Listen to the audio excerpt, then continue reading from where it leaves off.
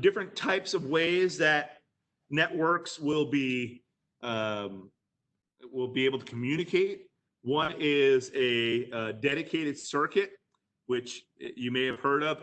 For some reason, I always think about, back in the black and white photos where you see, a bunch of ladies in a switch room that they're going in and, taking different plugs and, plugging things from here to there to, where they essentially are making the circuit by plugging in the cables to specific things and essentially routing the traffic. So you have a dedicated circuit between you and somewhere else. That's going to be a circuit switch.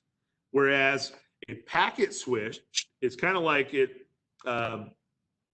where you would break it up into chunks and then push each chunk over the network, and then the receiving end would receive those chunks and reassemble them based on the packet sequence number that was assigned to each packet.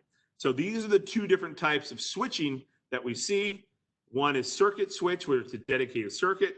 The other one's packet switched, where it's basically carved up, assigned a sequence number, then pushed across or pumped across the network, received, take that sequence number, reorder it back into the proper order, and then you have the communications accordingly. Now, these are things that happen lickety-split. And most of the time it happens behind the scenes. We don't even have to do anything. Most modern day routing and switching devices are very, very simple to configure.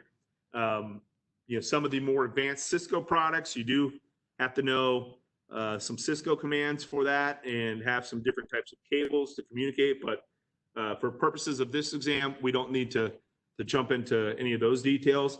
At a very, very high level, know that the different types of switch